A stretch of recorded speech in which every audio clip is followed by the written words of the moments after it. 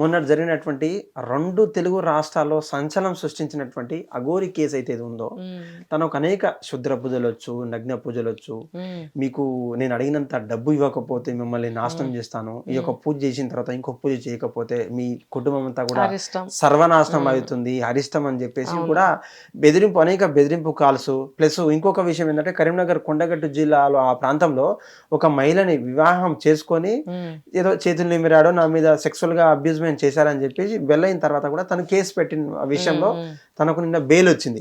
Bail వచ్చిన తర్వాత తను ఇలా రిలీజ్ అవబోతున్నారు. అసలు తననాలా వారనాలా అఘోరి మాతనాలా నాకేం అర్థం కావట్లేదు. ఎందుకంటే అలియా శ్రీనివాస్ తను ఒక ట్రాన్స్జెండర్ గా కొనసాగుతున్నప్పటికీ ఒక వేషం వేసుకొని తిరిగినటువంటి పరిస్థితి. మరి నిజంగా తను బయటికి వస్తే మళ్ళీ ఈ హడావిడి అంతా కూడా మీడియా కావచ్చు, సోషల్ మీడియా కావచ్చు, హడావిడి ఎలా ఉండబోతుంది మేడం? యాజ్ యూజువల్ మళ్ళీ వెళ్ళి కమ్మేస్తారు మొత్తం. ఓకే, ఇక ఆయన ఊపిరాడదు అనమాట. ఇక ఆయనకు కూడా కావాల్సింది అదే కదా, అతను కావాలి.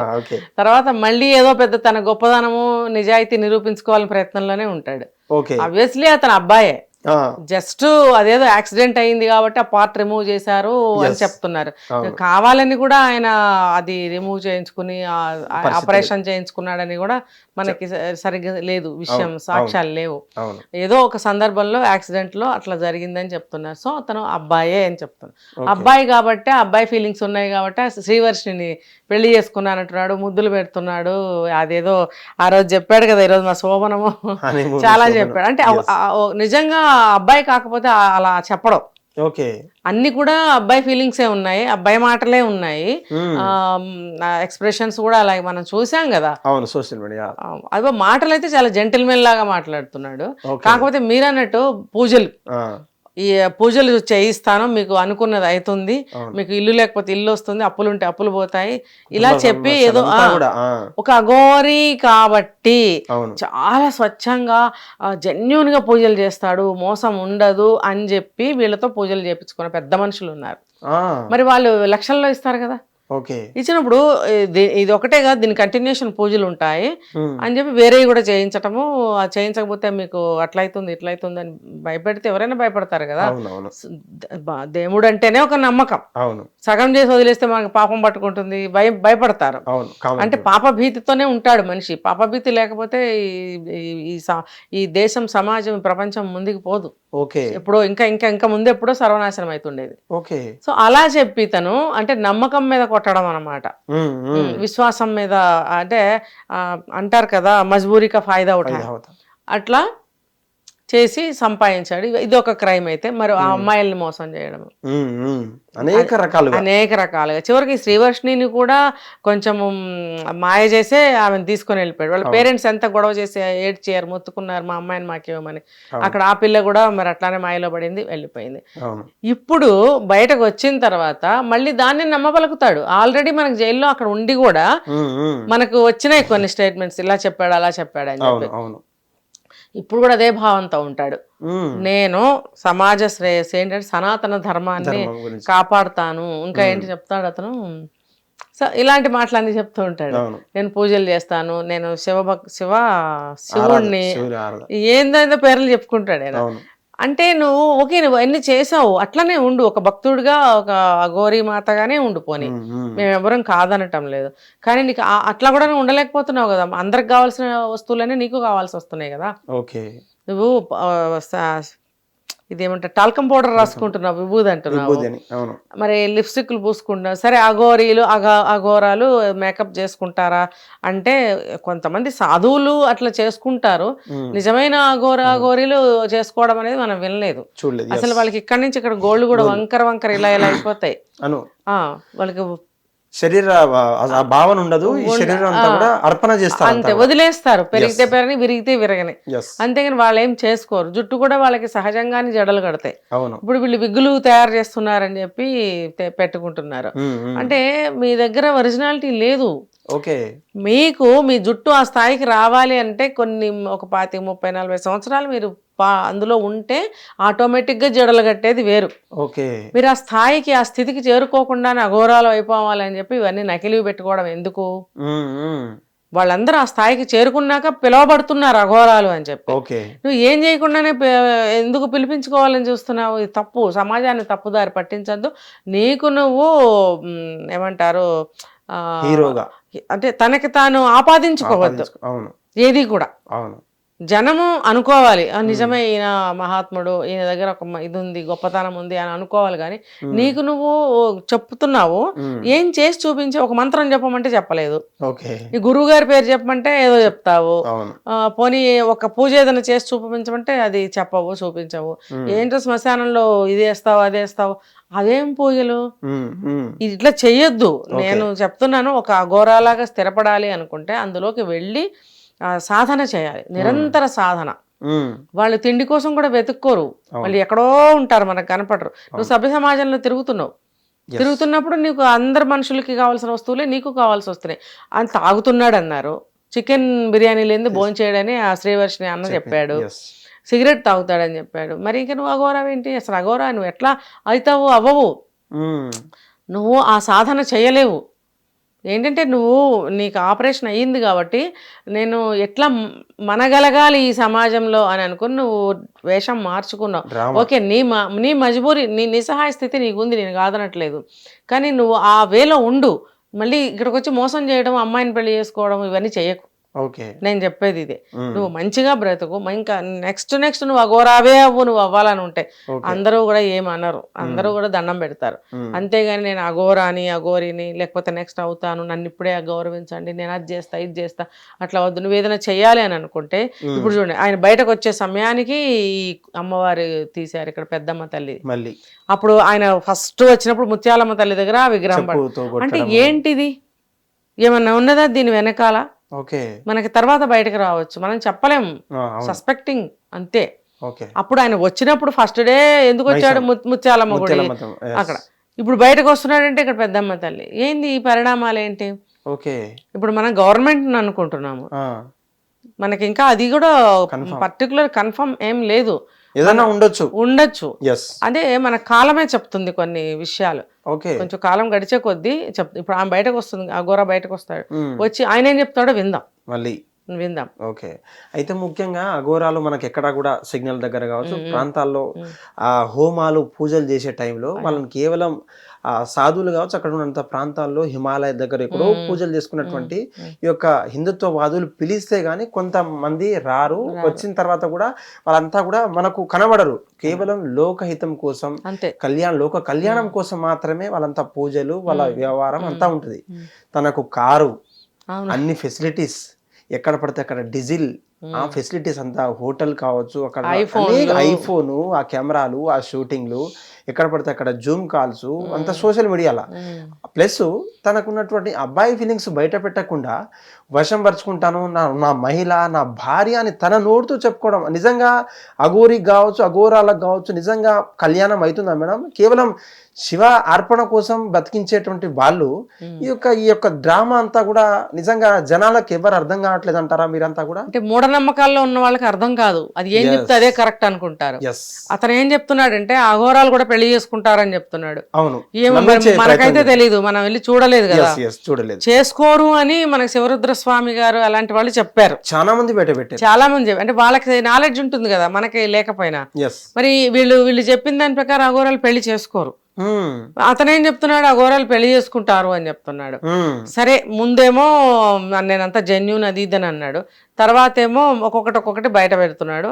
మేమిద్దరం లవ్ చేసుకున్నాము, నా చిన్ను, నా కన్న అని చెప్పి ముద్దులు పెట్టుకుని పెళ్లి చేసుకున్నాడు. అంటే మగతనాన్ని బయట పెట్టేశాడు. పెట్టినప్పుడు ఇప్పుడు అలాగే ఉండు.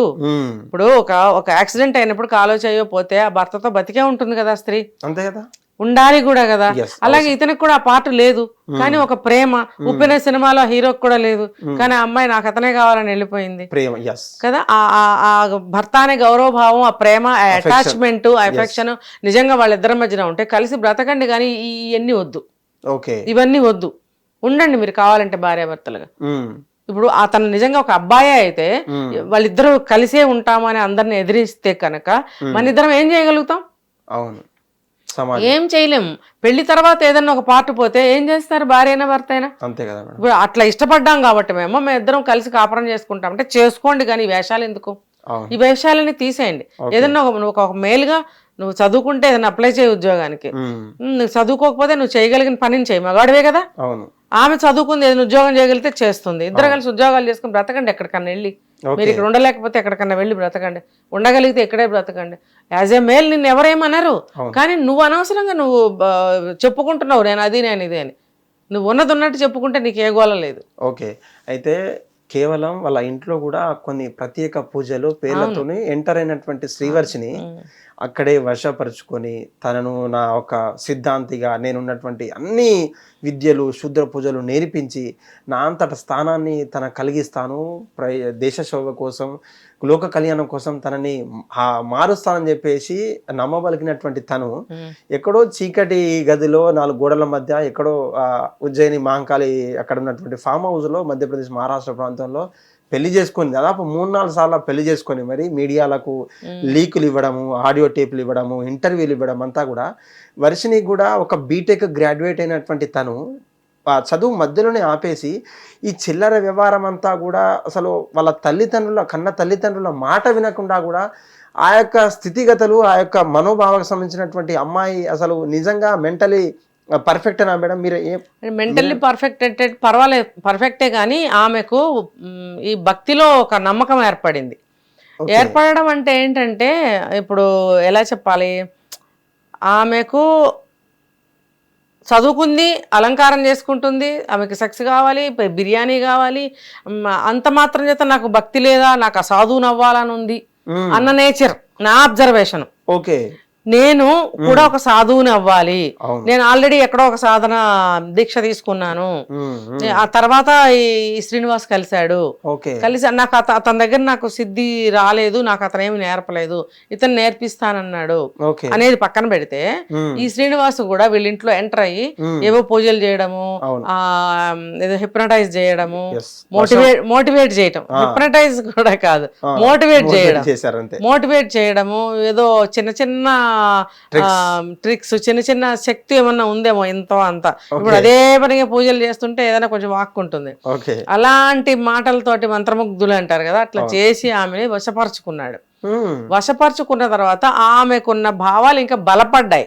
హౌ అంటే ఇప్పుడు ఇతను నేను దేనికి పనికిరాను అనే ఒక కంక్లూజన్కి వచ్చాక ఇందులోకి దిగి ఉంటాడని మనం అందరం అనుకున్నాం. అనుకున్నప్పుడు ఎట్లా బ్రతకాలి, ఒక మాతాజీలాగా బ్రతకాలి, డబ్బులు వస్తాయి, బ్రతకచ్చు. ఓకే, ఇప్పుడు ఈఎంఐ ఏంటి, నేను కూడా ఒక సాధువులాగా వెళ్ళి ఒక ఏమంటారు, నేను కూడా ఒక ఒక ఫెమిలియర్ పర్సన్ అవ్వాలి, నేను కూడా ఫేమ్ అవ్వాలి, ఇట్లా చెప్తూ సాధువులు మాతాజీలు సాధువులు గురువులు అంటే అట్లా తయారవ్వాలని కోరిక ఉందని చెప్పింది అమ్మాయి. నాకు ఈ భక్తి అంటే ఇష్టం, నేను అందుకే ముందు కూడా గురువు గారి దగ్గరికి వెళ్ళానని చెప్పింది. తనకి ఆ భావాలు ఉన్నాయి, తను కూడా అట్లా అవ్వాలని అనుకుంది. ఉంది కాబట్టి శ్రీనివాస్ అనే అతను కనెక్ట్ అవ్వగలిగాడు, కనెక్ట్ చేసుకోగలిగాడు. తర్వాత వీళ్ళిద్దరూ ఏం మాట్లాడుకుంటారనేది మనకు తెలియకపోయినా వీళ్ళిద్దరూ కలిసి మనిద్దరము ఈ రంగంలోకి వెళ్ళి మనకేదో సంక్షేమం చేద్దాం ప్రజలకి, నువ్వు మాతాజీగా నేనేమో అఘోరాగా, అందరూ మనకి నమ్మి వస్తారు, పూజలు చేపిద్దాం, మన డబ్బులు వస్తాయి, మనం బ్రతకచ్చు. అందులో పెళ్లి పెటాకులు వ్యవహారం అన్ని జరిగాయి. ఆ ఉద్దేశంతో వాళ్ళిద్దరే కలిశారు. అంటే ఇంతకు మించి కూడా తల్లిదండ్రులు ఉన్నా సరే తెలంగాణ పోలీసులు ఏ పోలీస్ శాఖ చేయనటువంటి సాహసం చేసి ఎక్కడో ఉన్నటువంటి ఇతర రాష్ట్రాల్లో 10-15 మంది పోలీసులు 3-4 బృందాలుగా ఏర్పడి కంప్లీట్ చేవేల పోలీస్ స్టేషన్ పెట్టడము, మన కొండాపూర్ పోలీస్ స్టేషన్ కావచ్చు, చేవేల హైకోర్టులో నిజమైన తర్వాత కూడా 10,000 పూచికతో తనకు వేళ బయటకు వస్తున్నారు.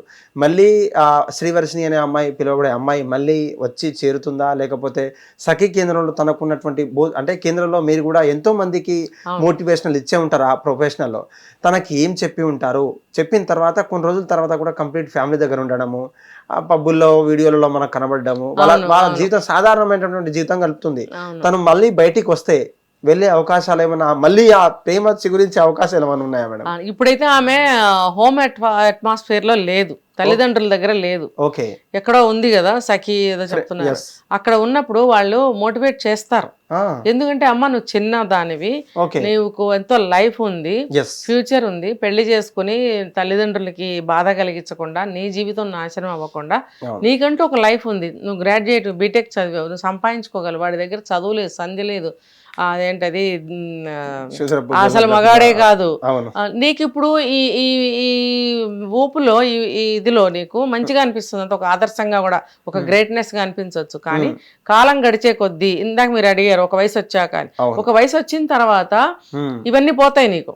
ఓకే. ఇవన్నీ పోయి నీకు అనిపిస్తుంది తల్లిదండ్రులు కావాలనిపిస్తుంది, భర్త కావాలనిపిస్తుంది, అందరిలాగా నాకు పిల్లలు కావాలి, సంసారం కావాలనిపించినప్పుడు నీ జీవితం అప్పటికే నాశనం అయిపోయి ఉంటుంది, వాడితోటో లేకపోతే ఇంకో రకంగానో. అప్పుడు నాశనం అయిపోయిన జీవితాన్ని నువ్వు తిరిగి తీసుకుని రాలేవు. నిన్నప్పుడు ఎవరన్నా చేసుకోవాలన్నా భయపడతారు, అవునా కాదా? అమ్మో ఈ అమ్మాయి మెంటాలిటీ ఏంటో అంతా ఉంటుందో లేదో ఇలా అనుకుంటారు కదా. కాబట్టి ఈ రకంగా వద్దు అని చెప్పి మోటివేట్ చేస్తారు. నేను కూడా ఇప్పుడు అదే చెప్తున్నా. అవునవును. ఎవరికైనా చెప్తాను, అమ్మాయిలకి నేను ఇదే చెప్తా. ఒక 15 సంవత్సరాల అమ్మాయి నా దగ్గరకు వచ్చి ఘోరాతి ఘోరంగా మాట్లాడింది. ఆ అమ్మాయికి చెప్పి చెప్పి చెప్పి స్టిల్ చెప్తూనే ఉన్నాను, చదువుకుంటుంది, చూడాలి ఆ అమ్మాయి మెంటాలిటీ ఎటు మారుతుంది అనేది. అలా చెప్తూ ఉంటే ఈ ఇయర్కి ఆ ఇయర్ పెద్దదవుతుంది, ఆ ఇయర్కి ఆ ఇయర్ పెద్దదవుతున్నప్పుడు మెంటల్ మెచ్యూరిటీ అనేది పెరుగుతుంది. మొన్న ఉన్న ఆలోచనలు, మొన్న ఉన్న కోరికలు, మొన్న ఉన్న అభిప్రాయాలు రేపు ఉండవు. వై బికాజ్ అంటే ఆ కాలం, ఆ పోయిన సంవత్సరం ఆ కాలం వేరు, ఈ సంవత్సరం కాలం వేరు. ఆ కాలంలో నీ యొక్క మానసిక పరిస్థితి, నీ వయసు ప్రకారం ఆలోచనలు, అభిప్రాయాలు అలా ఉన్నాయి. 1 ఇయర్ దాటిపోయింది. ఇప్పుడు నిన్నటి వరకు ఒక టెక్నాలజీ ఉంది, ఇప్పుడు ఏఐ రాలేదా? అవును అవును. మరి ఎవ్రీ డికేడ్కి అన్ని మారుతున్నప్పుడు, అలాగే అప్పటికి ఇప్పటికి కాలమాన పరిస్థితులు అంటాం. ఆ కాలానికి, ఆ ఏజ్కి నీ మానసిక పరిస్థితి, నీ అభిప్రాయాలు అలా ఉన్నాయి, ఇప్పుడు ఇలా ఉన్నాయి, రేపు మారుతాయి. మారినప్పుడు అప్పుడు నువ్వే ఇప్పుడు నువ్వే మారిపోయావేంటి అంట. ఖచ్చితంగా మారుతారు, మారాలి, అది ప్రకృతి స్వభావం. కావాలని ఎవరు మారరు. ఇప్పుడు మీరు నేను 10 ఏళ్ల క్రితం ఉన్నట్టు ఇప్పుడు లేవు, అవునా కదా? 10 ఏళ్ల క్రితం మీరు ఇంకా చిన్న అబ్బాయి, 10 ఏళ్ల క్రితం నేను ఇప్పుడు కంటే చిన్నదాన్ని. మరి ఒక 10 ఏళ్ల తర్వాత పెద్దవాళ్ళమమ్మా, అప్పుడు 10 ఏళ్ళు చిన్నవాళ్ళం, నెక్స్ట్ వచ్చేది 10 ఏళ్ళు, అంటే 20 ఏళ్ళు